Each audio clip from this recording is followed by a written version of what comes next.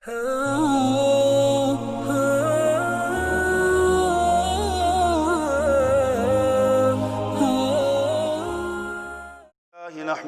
ونستعينه ونستغفره ونؤمن به ونتوكل عليه ونعوذ بالله من شرور أنفسنا ومن سيئات أعمالنا من يهده الله فلا مضل له ومن يضلله فلا هادي له ونشهد أن لا إله إلا الله وحده لا شريك له ونشهد أن سيدنا ومولانا محمدًا عبده ورسوله أما بعد فأعوذ بالله من الشيطان الرجيم بسم الله الرحمن الرحيم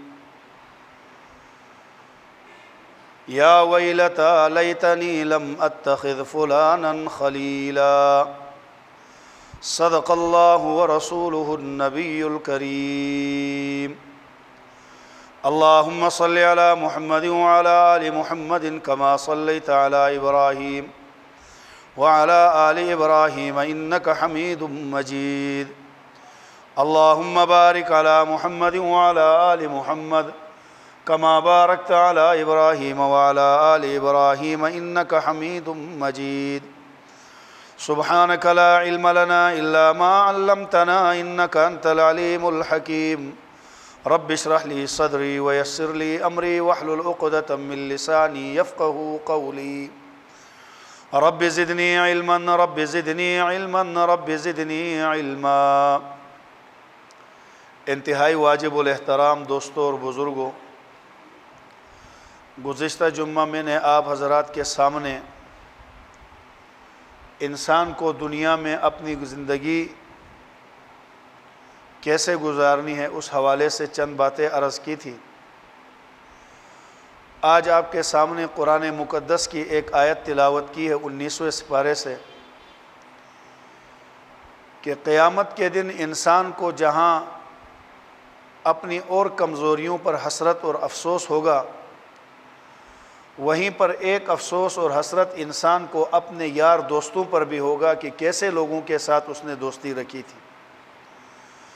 قرآن عظیم نے بتا دیا یا ویلتا لیتنی لم اتخذ فلانا خلیلا، قیامت کے دن ہر آدمی کہے گا اے کاش کہ میں نے فلاں آدمی کو اپنا دوست نہ بنایا ہوتا، اس کی دوستی میں اللہ کو بھول گیا، اس کی دوستی کی وجہ سے میں نے دین کو پس پشت ڈال دیا، اس کی دوستی کی وجہ سے میں ہمیشہ حق کے خلاف استعمال ہوا، کاش کہ میں نے اس کو اپنا دوست نہ بنایا ہوتا۔ اور پھر وَيَوْمَ يَعَضُّ الظَّالِمُ عَلَى يَدَيْهِ، اس دن یہ لوگ اپنے ہاتھوں کو خود ہی کھا جائیں گے، کاٹ کاٹ کے اپنا گوشت کھا جائیں گے، کاش کہ ہم نے برے لوگوں کو اپنا دوست کیوں بنایا۔ قیامت کے دن آدمی جس آدمی کے ساتھ دوستی دین کی بنیاد پر دنیا میں رکھی، جہاں اور باتوں پر اس کو خوشی ہوگی، وہاں ایک سب سے بڑی بات کہ دیندار دوست کی دوستی قیامت کے دن اس کو کام آئے گی۔ چنانچہ قرآن پاک میں آتا ہے یوم یفر المرء من اخیہ و امہ و ابیہ و صاحبتہ و بنیہ، قیامت کے دن جہاں باپ بیٹے سے اور ماں بیٹی سے، بیٹی ماں سے ایک دوسروں سے بھاگ رہے ہوں گے، وہاں پر قیامت کے دن اللہ کے پیارے رسول نے ارشاد فرمایا جن کی دنیا میں دوستی اور اٹھنا بیٹھنا دین کی وجہ سے تھا، وہ دیندار دوست قیامت کے دن اپنے دیندار دوست کے کام آئے گا۔ ایک آدمی کے بارے میں اللہ جل شانہ کا فیصلہ ہوگا کہ آپ کے نامہ عمل میں ایک نیکی کی کمی ہے، وہ ایک نیکی پوری کر دو تمہیں جنت میں داخل کر دیا جائے گا۔ وہ آدمی مارے مارے ہر ایک کے پاس پھرے گا، قیامت کے دن کوئی کسی کو نیکی نہیں دے گا، آخر کار اپنے اس دوست کے پاس جائے گا جس کی دوستی دین کی بنیاد پر تھی، اس کو کہے گا کہ دیکھو میرے دوست، دنیا میں میرا اور آپ کا تعلق نہ تو خاندان کی وجہ سے تھا، آپ کا خاندان اور میرا خاندان اور، نہ تو دنیا میں میرا اور آپ کا تعلق کسی مالی یا کاروباری وجہ سے تھا، بلکہ میری اور آپ کی درمیان جو میرے اور آپ کے درمیان جو تعلقات تھے وہ دین کی بنیاد پر تھے۔ میں آپ کے ساتھ چلا ہوں دین کے لیے، آپ میرے ساتھ چلے ہیں دین کے لیے۔ جہاں کہیں دین کا کوئی تقاضا پیش آتا ہم دونوں دین کے اس تقاضے کے لیے چلے جاتے تھے۔ تو مجھے دنیا میں آپ سے تعلق صرف دین کی وجہ سے تھا، آج اسی تعلق کی بنیاد پر کہتا ہوں میری ایک نیکی کی کمی ہے۔ اپنے سارے بھاگ گئے ہیں، رشتہ دار کوئی نہیں دیتا، بہن بھائی کوئی نیکی نہیں دیتے۔ آج دین کی بنیاد پر آپ سے جو تعلق تھا اس واسطے سے آیا ہوں، ایک نیکی چاہیے۔ وہ کہے گا میری جنت میں جانے کے لیے، مجھے جنت میں داخل ہونے کے لیے 50 60 70 نیکیوں کی ضرورت ہے، آپ کو ایک کی ہے۔ تو چلو کیا ہوا، جہاں دنیا میں دینداری کی بنیاد پر ہم ایک دوسروں کا ساتھ دیتے تھے، آج بھی میں آپ کو دینداری کی بنیاد پر ایک نیکی دے دیتا ہوں۔ جہاں میری 70 کم ہے وہاں 71 ہو جائیں گی، کیونکہ مجھے تو 70 پورا کرنا ہے، وہ مجھے مل نہیں رہی۔ اگر آپ کا ایک سے کام بنتا ہے تو لو اسی دینداری کی وجہ سے وہ ایک نیکی میں تمہیں دیتا ہوں۔ میرے 70 ہے تو 71 ہو گئی، 80 ہے تو 81 ہو گئی۔ تو آپ کی ایک سے کام چلتا ہے، وہ ایک نیکی میں تجھے دیتا ہوں۔ وہ آدمی خوشی خوشی ایک نیکی لے کر اللہ کے پاس آئے گا، یا اللہ دنیا میں جس آدمی کے ساتھ میں نے اپنے تعلقات دین کی بنیاد سے رکھے تھے آج وہی مجھے کام آیا اور اس نے مجھے ایک نیکی دی۔ وہ سارے تعلقات والے ختم ہو گئے جو دنیا میں برادری کے اعتبار سے تھے، مال کے اعتبار سے تھے، عہدوں کے اعتبار سے تھے، وہ تو کام نہ آئے، لیکن وہ دیندار دوست کام آیا، اس نے ایک نیکی مجھے دے دی ہے۔ اللہ جل شانہ اس کو بلائیں گے اس عالم محشر کے اندر جہاں ہر آدمی پریشان ہے، ایک ایک نیکی کا محتاج ہے، وہاں تو نے اس کو ایک نیکی کیسے دے دی؟ وہ کہے گا یا اللہ مجھے تو پہلے 70 کی 80 کی کمی تھی، ایک سے میرا کام تو چلنا نہیں تھا اور مجھے اتنی مل نہیں رہی تھی، تو میں نے کہا اپنے اس دوست کو چلو ایک دے دوں تاکہ اس کا تو کام بن جائے، تو میں نے اس کو دے دیا۔ اللہ فرمائیں گے اے میرے بندے اس دن تو نے اپنے دوست پر رحم کیا، ایک نیکی تو نے اسے دی، یہ جنت میں گیا، تجھے میں اپنی رحمت سے جنت میں داخل کر دیتا ہوں۔ تو دینداری کی بنیاد پر قیامت کے دن افسوس نہیں ہوگا، اسی لیے فرمایا اپنی دوستی دیندار لوگوں کے ساتھ اپنائیں۔ حضرت مولانا اشرف علی تھانوی صاحب رحمہ اللہ فرمایا کرتے تھے دیندار دوست کے دو بڑے فائدے ہیں، دنیا میں آپ کو ہمیشہ حق بات کی نصیحت کرتا رہے گا کہ بھئی سیدھا راستہ یہ ہے، حق مسئلہ یہ ہے، اور مرنے کے بعد آپ کے لیے دعائیں کرتا رہے گا۔ اور بے دین دوست کے دو بڑے نقصانات ہیں، جب تک آپ کے ساتھ ہے بے دینی کے راستے پر چلائے گا، موت کے بعد ہاتھ اٹھانے کا موقع اسے ملے گا نہیں، کیونکہ وہ دنیا میں کبھی نیکی کی دعوت نہیں دی۔ اس لیے میرے محترم دوستو، قیامت کے دن آدمی کو اپنی دوستیوں پر یا افسوس ہوگا یا خوشی ہوگی۔ اب قیامت کے دن کن لوگوں کے ساتھ ہمارے انجام ہو تو اچھا ہوگا؟ وہ ہے اللہ والے لوگ، اللہ والوں کے ساتھ تعلق بنانا، اہل اللہ کی مجلسوں کو اختیار کرنا۔ دیکھا یہاں دین کی بات ہو رہی ہے، یہ لوگ دین سکھانے والے ہیں، ان کے تعلقات کام آئیں گے۔ قبر میں دنیا میں جو انسان کی زندگی کی قیمت لگا رہے ہیں، قبر میں ان چیزوں سے ہماری قیمت نہیں لگے گی۔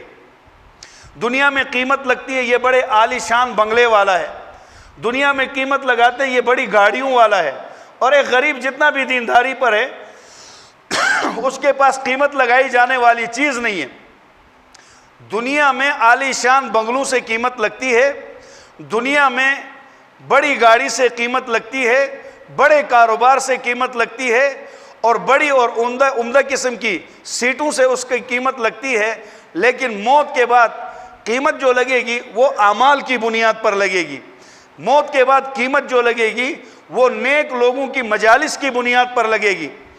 دیکھیں اگر ایک غلام کو 100 غلام سلوٹ مارے تو غلام کی عزت میں کوئی فرق پڑے گا؟ ایک غلام کو 100 غلام سلوٹ مارے تو وہ سارے تو غلام ہیں، ان کی اپنی کوئی حیثیت ہی نہیں ہے۔ 100 غلام ایک غلام کو سلوٹ مارنے سے یہ غلام بڑا نہیں ہوتا، مجموعہ نتیجہ جا کر پھر غلام ہی نکلتا ہے کہ غلام کو غلام نے سوٹ مارا، غلام کی تعریف غلام نے کی، اس سے کوئی فرق نہیں پڑے گا۔ غلام کی زندگی میں تبدیلی کب آئے گی؟ جب اس کا مالک اسے آزاد کر دے اور اس کا مالک اس کی تعریف کر دے تو غلام کی زندگی بن جاتی ہے۔ ایسے ہی میرے اور آپ کی قیمت دنیا والے جتنی بھی لگا دیں، نہ تو دنیا والوں کی قیمت لگانے سے ہماری قیمت بنتی ہے، نہ تو ان کی قیمت گرانے سے ہماری قیمت گرتی ہے۔ ہماری قیمت کی مارکیٹ یہ ہے ہی نہیں۔ ساری دنیا والے مل کر، مولانا ضیاء الدین صاحب رحمۃ اللہ علیہ ہزارے کے علماء کے امیر تھے، ٹی آئی پی میں رہتے تھے۔ حضرت کا ایک جگہ بیان تھا، ابتباد مرکز میں اس وقت ہم پڑھتے تھے۔ ہمیں بہت اچھی طرح یاد ہے کہ ان کو ایک جلسے میں بلایا گیا، حضرت چلے گئے، ویسے جاتے نہیں تھے۔ ختم نبوت کا عنوان تھا، مولانا ضیاء الدین صاحب نے وہاں بیان کیا۔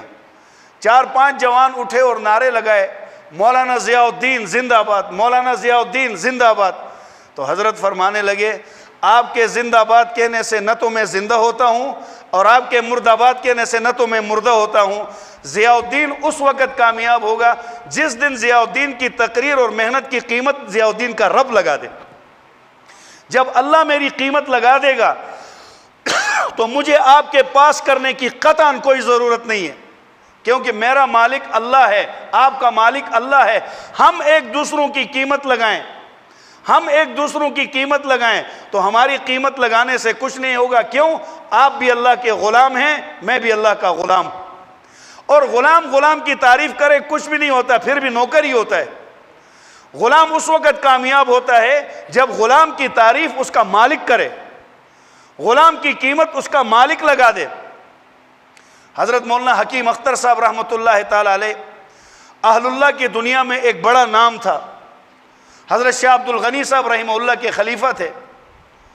حضرت فرمانے لگے، جنوبی افریقہ میں ایک دفعہ پروگرام پر گیا تو وہاں جس مسجد میں جاؤں، جو قاری صاحب ملے اس سے میں پوچھوں قرآن سننے کے بعد، بھائی آپ نے قرآن کس سے حفظ کیا؟ تو وہاں افریقہ میں ایک قاری صاحب تھے، ان کا نام تھا حافظ عبد الرحمن صاحب۔ تو ہر مسجد کا امام جن سے میں قرآن سنتا تو حکیم اختر صاحب کہتے ہیں، میں نے پوچھا بھائی آپ نے قرآن کہاں سے حفظ کیا ہے؟ کہا جی حافظ عبد الرحمن صاحب کا شاگرد ہوں۔ کوئی 100 سے اوپر حافظ مجھے وہ ملے جنہوں نے افریقہ میں لوگوں کو اللہ کا قرآن سنا رہے، اور حافظ صاحب بوڑھے آدمی ہیں، سب کے استاد وہی ہیں۔ اور حضرت مولانا اشرف علی تھانوی رحمہ اللہ کے خلفاء میں سے تھے، وہ بھی انہی سے بیعت تھے۔ حکیم اختر صاحب کہتے ہیں میں حافظ عبد الرحمن صاحب کے پاس گیا، ملاقات کی، پھر میں نے پوچھا حضرت پورے افریقہ میں جہاں بھی گیا ہے، میں جہاں بھی گیا ہوں شاگرد آپ کے ملے، حافظ قرآن آپ کا ملا، ایک اندازے سے آپ کے کتنے شاگرد ہوں گے؟ سوال سمجھ میں آ رہا ہے؟ ایک اندازے سے آپ کے کتنے شاگرد ہیں جن کو آپ نے حافظ قرآن بنایا ہے؟ تو حافظ عبد الرحمن کی آنکھوں میں آنسو آئے، کہا یہ قیامت کے دن پتہ چل جائے گا۔ یہاں جتنی بھی قطار لگا دوں، پتہ قیامت کے دن چل جائے گا کہ میرا مالک مجھ سے راضی ہے یا نہیں۔ اگر اس نے میری قیمت لگا دی تو ایک حافظ قرآن بھی میری نجات کے لیے کافی ہے، اور اگر اس نے کوئی قیمت نہیں لگائی ہے، میں افریقہ کو حافظوں سے بھر دوں، اگر اللہ کے ہاں قیمت نہیں ہے تو کوئی معنی نہیں۔ اس لیے میرے اور آپ کی زندگی دنیا میں ایسی زندگی گزارے کہ جس زندگی کی قیمت اللہ لگا دے، جس زندگی کی قیمت اللہ لگا دے۔ اب ایسی زندگی ملتی کہاں پہ ہے؟ ایسی زندگی بنانی کہاں پہ ہے؟ گھر میں بیٹھ کر نہ تو ایسی زندگی ملتی ہے اور نہ تو اپنے ماحول میں ایسی زندگی نصیب ہوتی ہے جہاں پر آدمی کو ہر آن اللہ جل شانہ کا دھیان نصیب ہو۔ کسی علاقے میں حضرت شاہ عبد الغنی صاحب رحمہ اللہ نے ایک واقعہ نقل کیا کہ ایک لڑکی کی شادی تھی۔ اب اللہ والوں کے پاس بیٹھیں گے نا تو اس مجلس کی قیمت اللہ لگائیں گے جب، تو اس میں ہم جیسوں کا نام بھی آئے گا جو ان مجلسوں کے شریک ہوا کرتے ہیں، اور اپنی مجلس پہ افسوس نہیں ہوگا۔ صبح شام ایسے لوگوں کے پاس بیٹھے جہاں پر سوائے جھوٹ کے اور کچھ نہ ہو، اور ہر ایک اپنے آپ کو کچھ سمجھ کے بیٹھا ہے. قیامت کے دن افسوس ہوگا دنیا ہے کتنی جو ان کے ساتھ گزاریں گے. شاہ عبد الغنی صاحب رحمہ اللہ فرماتے ہیں علاقے میں ایک لڑکی کی شادی تھی.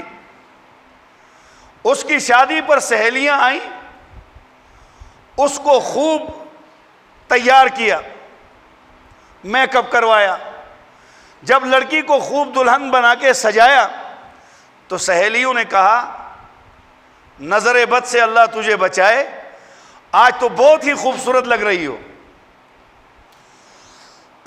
اس کی تعریفیں شروع کر دی, دلہن کے روپ میں بہت حسین لگ رہی ہو. تو وہ دلہن رونے لگی, روتے ہوئے کہنے لگی دعا کرو جس کے لیے سجائی جا رہی ہوں وہ میری قیمت لگا دے. تم سارے محلے والی لڑکیاں کہہ دو دلہن بڑی خوبصورت ہے, لیکن خاون پہلی رات ہی میرا علاج لاتوں سے کرے, مجھ پر ڈنڈے برسانا شروع کر دے اور 3 لفظ طلاق کے کہہ کر بیچ دے, تو میرا یہ حسن کس کام کا, میری یہ ساری تیاری کس کام کی. دعا یہ کرو جس کے لیے میں سجائی جا رہی ہوں, جس کے لیے میں بنائی جا رہی ہوں, اس کو میں اچھی لگنے لگ جاؤں. اللہ والوں کو جب کوئی کہتا ہے کہ یہ بڑا اللہ والا ہے تو وہ کہتے ہیں دعا کرو جس کے لیے میں بن رہا ہوں میری قیمت وہ لگا دے. دنیا والے میری قیمت لگانے سے نہ تو قیمت لگتی ہے اور نہ یہ میری قیمت گرائے تو میری قیمت گرتی ہے. حضرت حکیم الامت مولانا اشرف علی تھانوی صاحب رحمہ اللہ فرماتے ہیں جب کبھی ذہن میں یہ بات آتی ہے نہ جانے تھانوی قیامت کے دن خدا تیری کیا قیمت لگائے گا, قیامت کے دن تیری قیمت کیا لگے گی. جب اس بات کو سوچتا ہوں تو دل کرتا ہے کہ مٹی ہو کر رہ جاؤں. اندر کے اندر کی سارا کبر, ساری بڑائی نکل جاتی ہے کہ نہ جانے قیامت کے دن اللہ میری قیمت کیا لگائے گا. کیونکہ ان کا سارا مقصد قیامت کو سامنے رکھ کر, موت کو سامنے رکھ کر, اللہ جل شانہ کی ذات کو سامنے رکھ کر کہ میری قیمت وہاں پہ لگنی ہے, اور یہ سب کچھ اسی کے لیے. اسی لیے عبداللہ ابن مسعود رضی اللہ تعالی عنہ سے پوچھا گیا حضرت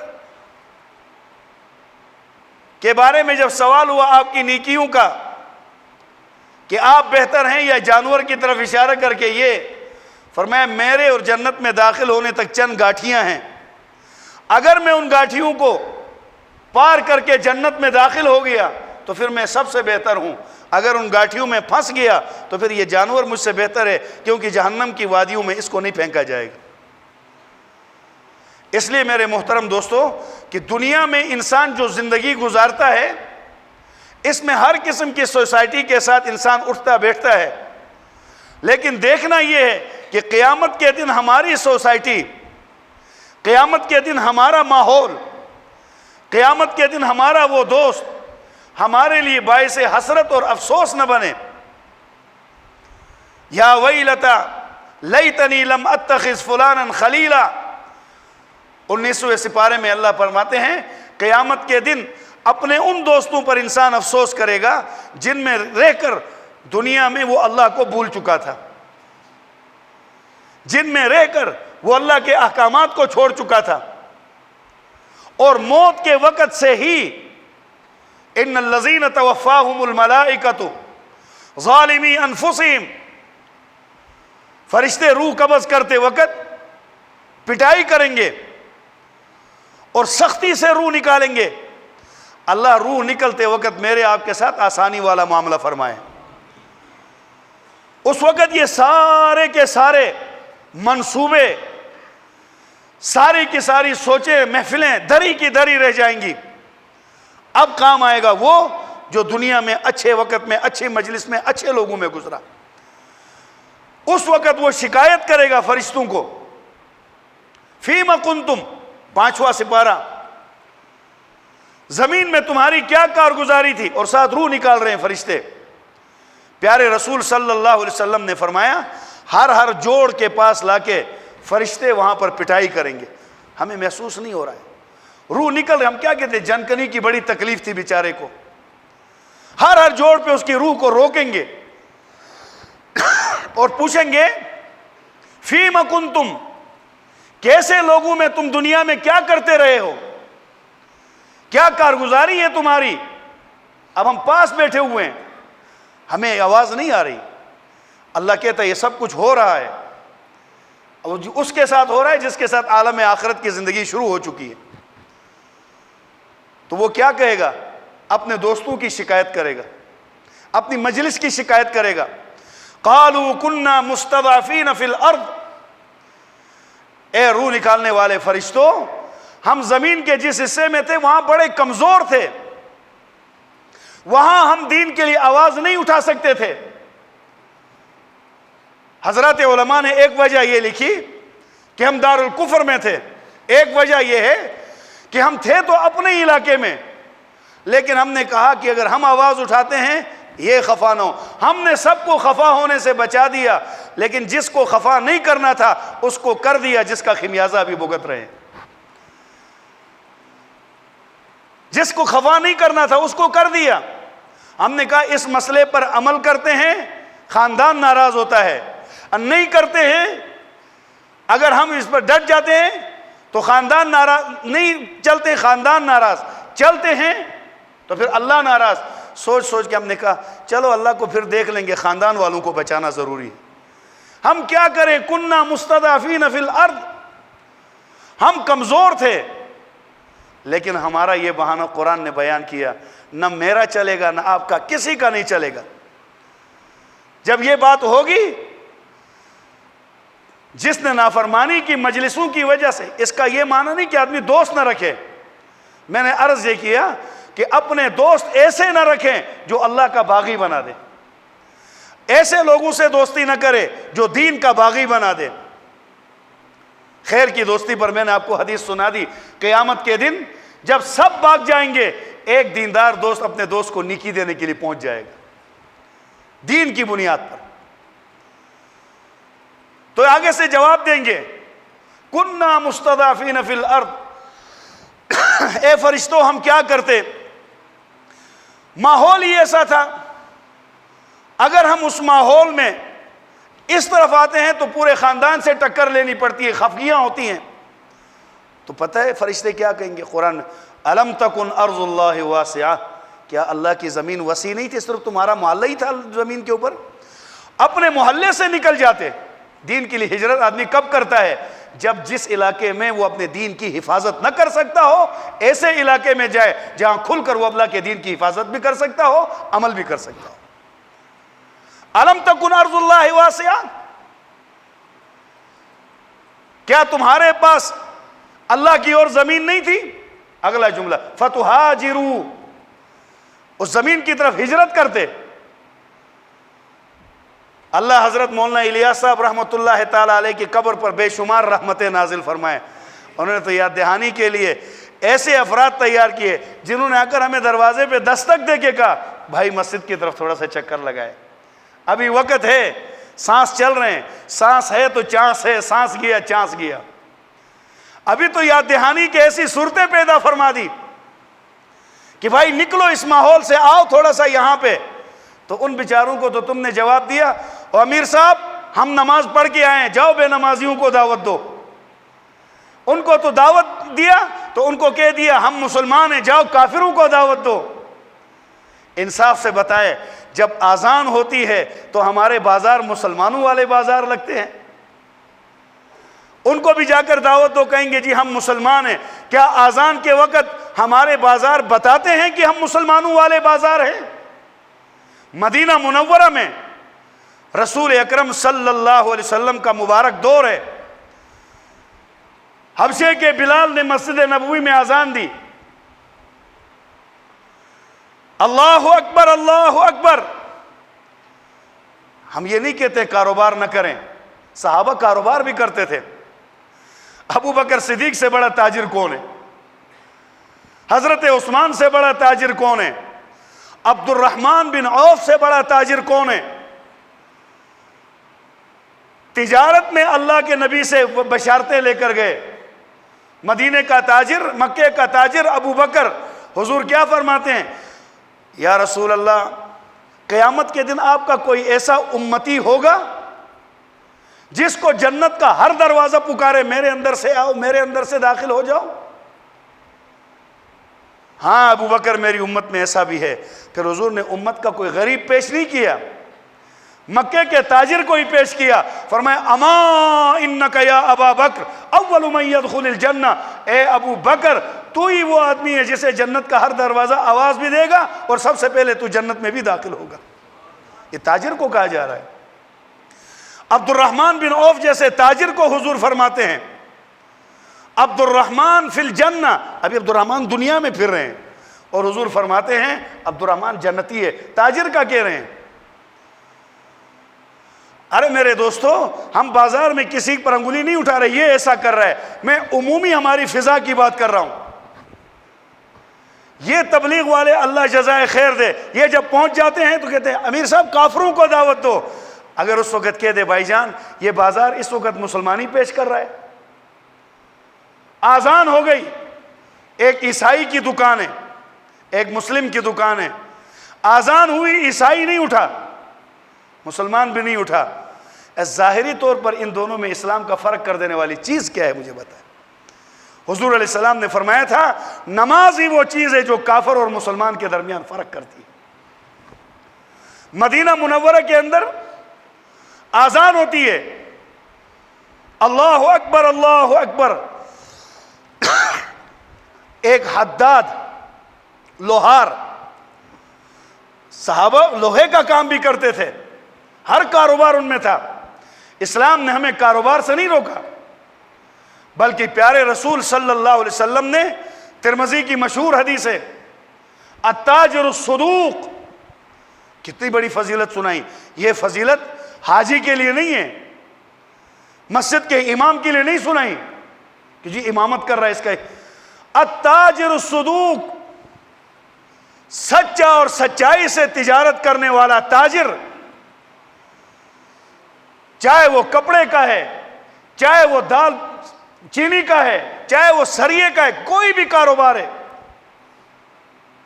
التاجر الصدوق، سچا اور سچائی سے تجارت کرنے والا تاجر، حضور علیہ السلام نے فرمایا یوم القیامت مع النبیین، وہ قیامت کے دن وہ تاجر نبیوں کے ساتھ بیٹھا ہوا ہوگا، نبیوں کے ساتھ بیٹھا ہوا ہوگا۔ اس سے پتہ چلا ہمارے نبی نے ہمیں تجارت سے نہیں روکا، ہمیں تجارت کے ضابطے بیان فرما دیے، ہمیں تجارت کیسے کرنی ہے پہلے اس کو سیکھنے کا طریقہ سکھایا اور بتایا۔ مدینہ منورہ میں آذان ہوئی، اب وہ لوہا کوٹ رہا ہے صحابی، آواز آئی اللہ اکبر اللہ اکبر، لوہا یہ ہتھوڑا ادھر ہے، آگے لا کے چھوڑ کے جا سکتا تھا، کہتا نہیں، مؤذن نے کہہ دیا اللہ بڑا ہے، اب میں اپنے کام پہ مارتا ہوں تو عمل سے بتا رہا ہوں میرا کام بڑا ہے، ہتھوڑے کو پیچھے ہی چھوڑ دیا اور مسجد کی طرف دوڑنے لگا۔ اب دیکھیں یہ تاجر ہے، یہ مسجد کی طرف جب دوڑ رہا ہے، یہ مسجد کی طرف دوڑ رہا ہے اور اسی وقت جبریل آسمانوں سے زمین کی طرف دوڑ رہا ہے، اور آیت کیا لے کر آیا؟ آیت لے کر آیا رجال لا تلہیہم تجارت ولا بیع عن ذکر اللہ، رجال محبوب یہ ہیں مرد۔ علماء نے لکھا مرد کی تعریف بھی قرآن نے خود کر دی۔ مرد کس کو کہتے ہیں؟ مرد اس کو کہتے ہیں جو اللہ کے حکموں پہ کھڑا ہوتا ہے، کہ میں اللہ کا حکم ٹوٹنے نہیں دوں گا، اس پہ کھڑا ہوتا ہے۔ رجال لا تلہیہم تجارت ولا بیع عن ذکر اللہ، میرے محبوب یہ ہیں وہ مرد جن کو تجارت سے، خریدنے سے، بیچنے سے، خریدنا اور بیچنا ان کو اللہ کی یاد سے روک نہیں سکتا ہے۔ دیکھو آذان سنی، سب کچھ چھوڑ کے چلا گیا۔ پورے 24 گھنٹے میں 1 گھنٹہ نماز کے لیے ہوتا ہے۔ تو ہمیں شریعت نے دنیا میں زندگی گزارنے کا طریقہ بتایا، کچھ پابندیاں لگائی ہیں۔ ہمارے پاس شریعت نے سختیاں نہیں کی، پابندیاں لگائی ہیں، حد بندیاں کر دی۔ یہ گھر میں جاؤ تو بیوی کا حق ہے، یہ ماں کا حق ہے، یہ باپ کا حق ہے، کاروبار میں آ جاؤ تو یہ کاروبار کے حقوق ہیں، یہ آپ کے ملازم کے حقوق ہیں۔ حضرت عبداللہ ابن مسعود رضی اللہ تعالی عنہ،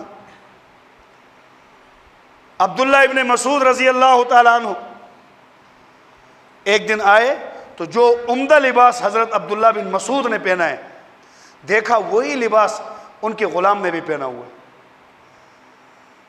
کیا ہماری مارکیٹ یہ دین کا یہ نقشہ پیش کرتی ہے؟ عبداللہ ابن مسعود رضی اللہ تعالی عنہ لباس پہنے ہوئے ہیں، جو وہی لباس غلام نے زیب تن کیا ہے۔ کسی نے پوچھا اے عبداللہ دونوں کا لباس ایک ہی ہے؟ دونوں کان پکڑے کہ سمعت اذنی یا رسول اللہ صلی اللہ علیہ وسلم، ان کانوں سے میں نے اللہ کے نبی سے سنا ہے کہ بہترین مالک وہ ہے جس کا مفہوم ہے جو خود پہنے اپنے غلام کو پہنائے، جو خود کھائے اپنے غلام کو کھلائے۔ میں نے نبی سے سنا، اس سے لے کر آج تک جو پہنتا ہوں اس کو پہناتا ہوں، جو کھاتا ہوں وہی اس کو کھلاتا ہوں۔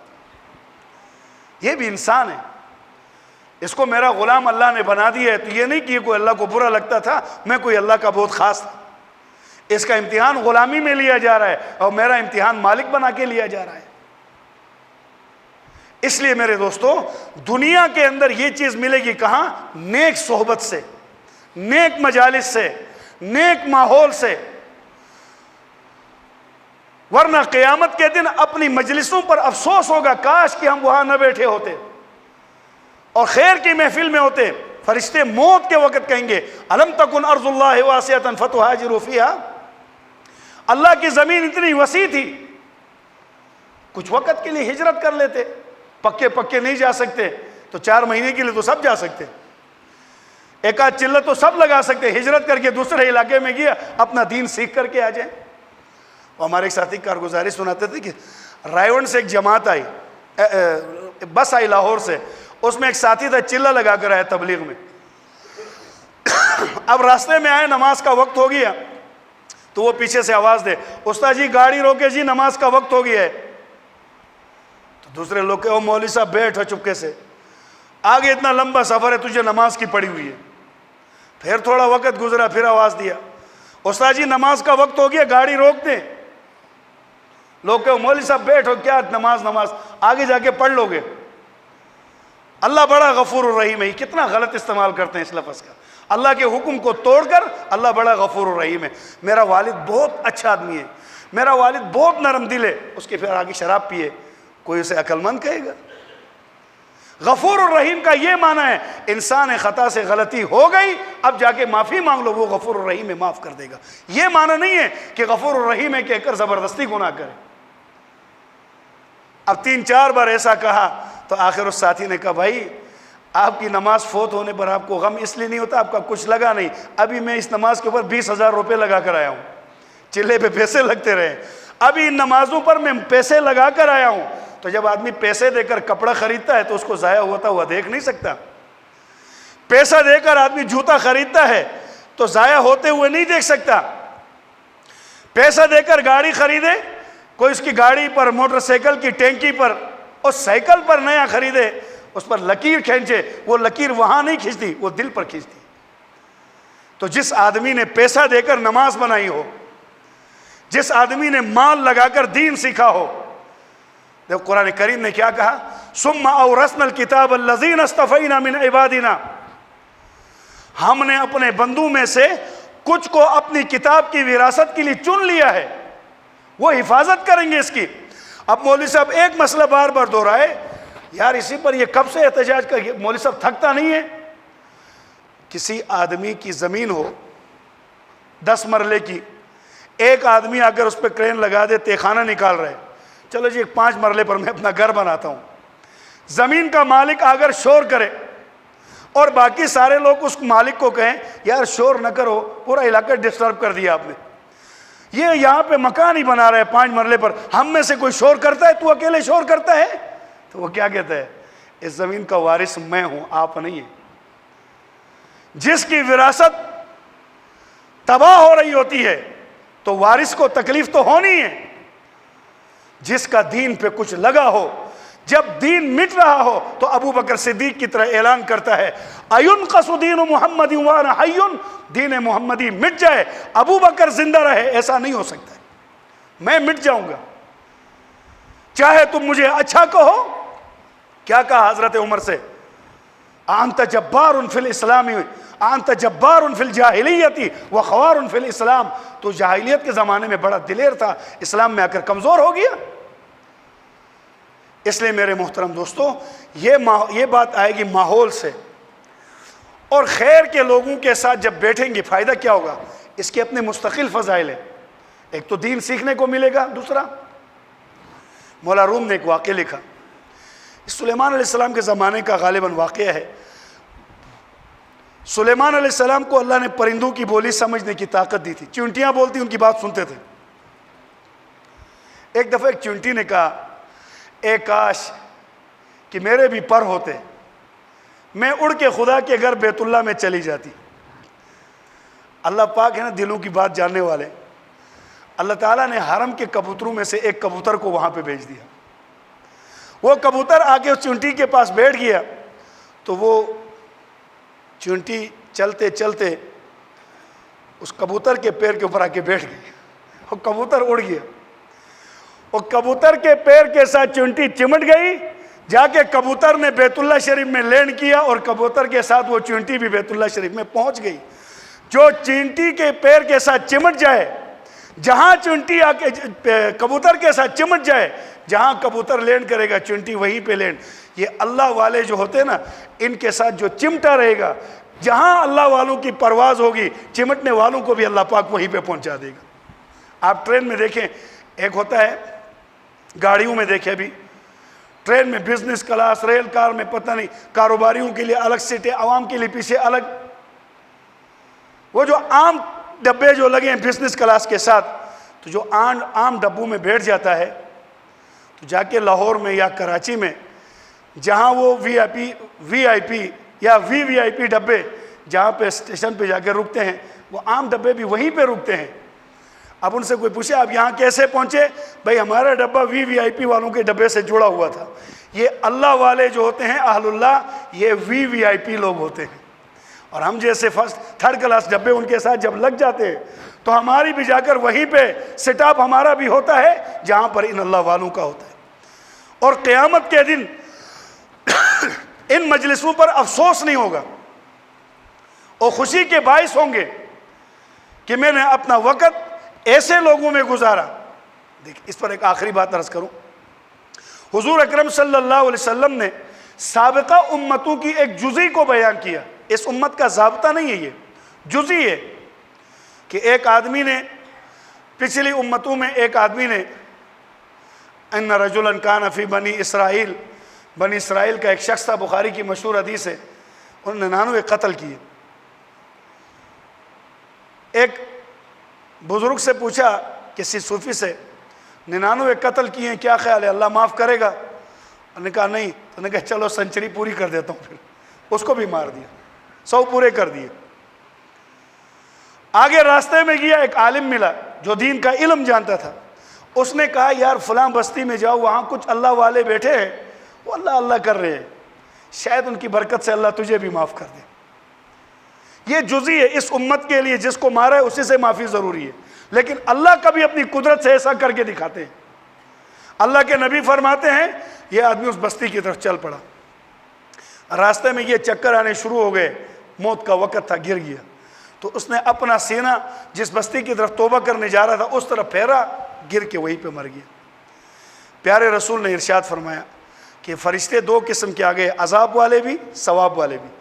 اب جہنم والے کھینچتے ہیں ہمارا ہے، جنت والے کہتے ہیں ہمارا ہے۔ اللہ نے ایک تیسرے فرشتے کو بھیجا اور فرمایا کہ یہ جس زمین کی طرف جا رہا ہے توبہ کرنے، اس جگہ سے اس زمین تک ناپ کرو، اور جہاں سے آیا ہے اس جگہ تک ناپ کرو۔ اگر یہ وہاں قریب ہے جہاں سے آیا ہے تو عذاب والے لے جائیں، اگر وہاں کے قریب ہے جہاں اہل اللہ کے پاس جا رہا ہے تو پھر ثواب والے لے جائیں۔ جب زمین کو تولنا شروع کر دیا، پیارے نبی نے فرمایا یہ اس اہل اللہ کی مجلس سے دور تھا، جہاں سے نکلا اس کے قریب تھا، لیکن اللہ کو اس کی سچی نیت کا پتہ تھا۔ اللہ نے اس طرف کی زمین کو حکم دیا، التئمی، سکڑ جا، تو وہ زمین دوڑتے ہوئے اس کے قریب پہنچ گئی۔ اب زمین کس کے حکم سے چلتی ہے؟ اللہ کے۔ وہ زمین اس کے قریب ہو گئی تو یہ توبے والوں کے قریب تھا۔ اللہ جل شانہ نے فرمایا اس کو جنت والے لے جائیں۔ تو علماء نے لکھا صرف اہل اللہ کی مجلس میں توبہ کرنے کی نیت سے جو جائے اللہ اس کو معاف کرتا ہے۔ تو جو اللہ والوں کی صحبت میں بیٹھے گا، ایک کتا جس کو قرآن کریم نے بیان کیا، اصحاب کہف کا کتا، دنیا میں اتنے سارے کتے ہیں،